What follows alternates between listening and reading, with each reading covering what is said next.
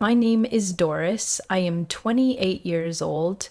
My husband's name is Conrad. He is 32 years old. We have been married for 6 years. We live in a small house. Our life was simple and quiet, but we wanted something more. We wanted a family. We wanted a baby. We waited for a long time. Every month I hoped, and every month my heart felt sad. But Conrad always held my hand. He always said, "It will happen, Doris. Our time will come." Then one day it did. I felt different. I felt something inside me. I took a test. I waited. My hands were shaking. I saw two lines. I was pregnant. I could not believe it. I looked in the mirror and smiled. I was going to become a mother. I waited for Conrad to come home from work. I put the test in a small box. When he walked in the door, I gave it to him. He looked confused. He opened the box. He looked at the test. Then he looked at me. "Doris, is this real?" he asked. I nodded. I could not speak. My heart was full. Tears filled my eyes. Conrad hugged me tightly. We laughed and cried. That night, we sat on the sofa and talked for hours. We talked about names. We talked about the future. We were so happy. The next few weeks, I felt a new kind of love, a love for someone I had never met.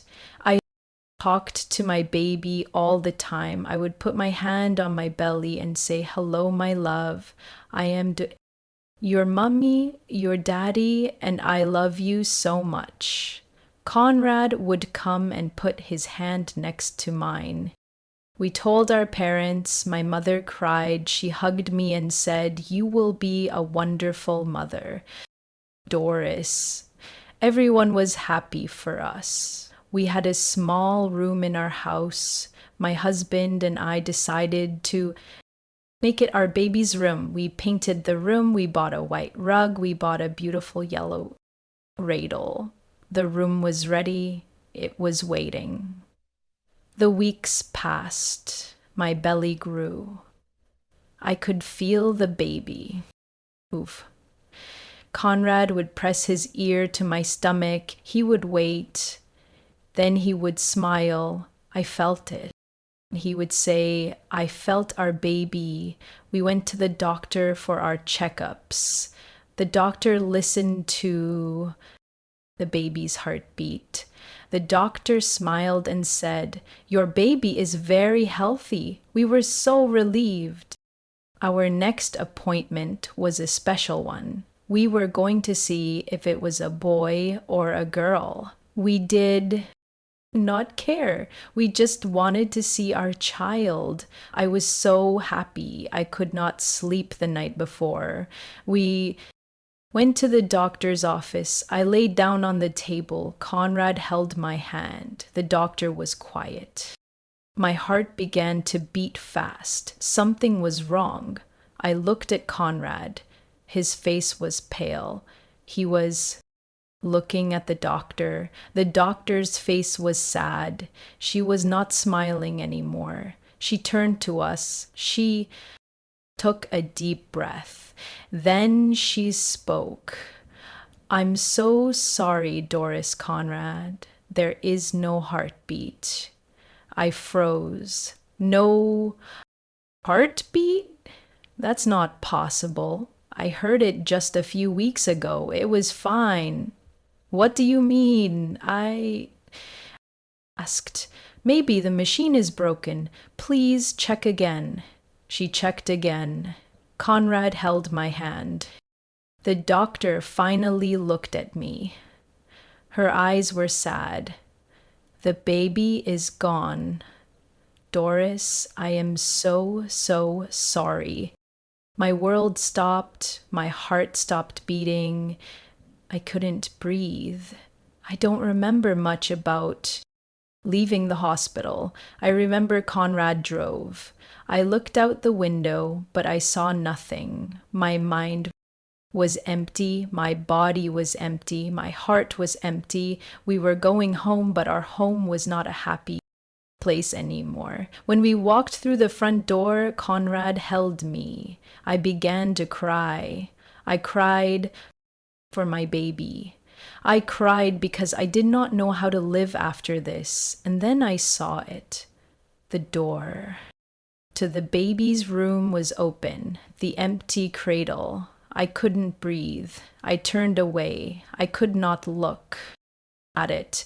The cradle was empty, and it would stay empty. Close the door, Conrad, I said, please. Close the door. He went and closed the door. The days after that were a blur. I stayed in bed all day. My heart felt heavy. Conrad was a good husband. He brought me food. He sat with me. He held my hand when I cried. He was broken too, but he was trying to be strong for me. Our parents came. They were so sad. People called. They said, I'm sorry for your loss. They said, you are young. You can try again. I know they wanted to help, but their words hurt. Try again. How could I try again? I didn't want another baby. I wanted my baby, the baby I loved, the baby I lost. Weeks turned into months. I began to get out of bed. I began to eat. I even smiled sometimes, but it was a sad smile. I saw mothers with their babies in the park. I saw pregnant women in the grocery store. I felt so alone. Conrad went back to work. He tried to make our life normal again. We watched movies, we ate dinner together, but there was always a sadness between us. He was grieving too, but in a different way. He was quiet. He kept his pain inside. One evening, I was in the kitchen, washing dishes. I looked out of the window at our garden. It was messy. The flowers were dying. And I began to cry.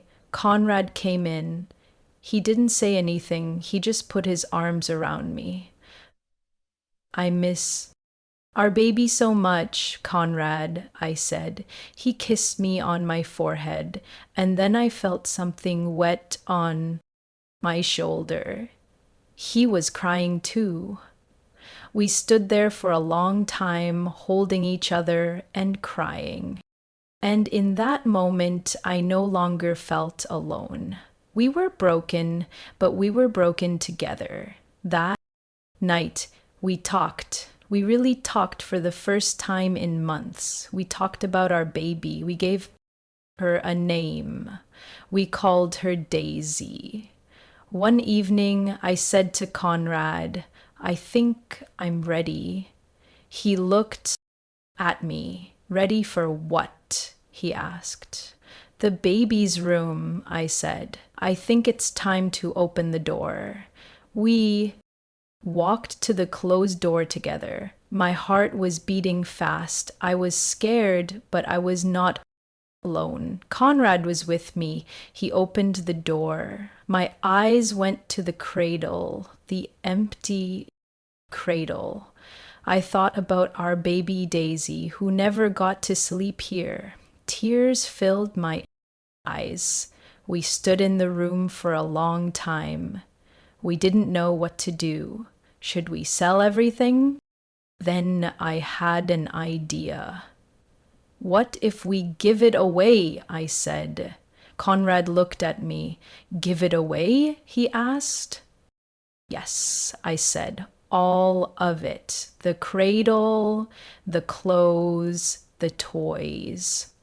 What if we give them to a family who needs them? A family who is waiting for their baby? Conrad was quiet for a moment. Then he smiled and said, That's a wonderful idea, Doris. And that's what we did. It was not easy. We found a charity that helped mothers who didn't have much money. The woman who ran the charity was so grateful.